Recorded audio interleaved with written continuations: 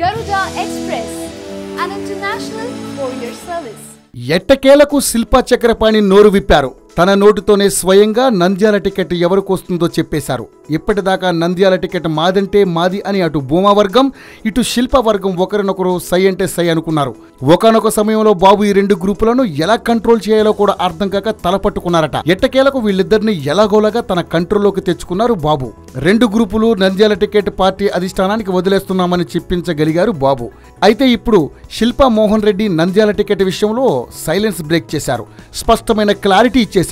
నంద్యాల ఉప ఎన్నికల అభ్యర్థి కోసం పార్టీ పలు సంస్థలతో సర్వే నిర్వహించిందని, దాని ఆధారంగా అభ్యర్థిని చంద్రబాబు నిర్ణయిస్తారని శిల్పా చక్రపాణి రెడ్డి తెలిపారు. భూమా కుటుంబానికి శిల్పా మోహన్ రెడ్డి మధ్య పార్టీలో పోటీ ఉందన్నారు.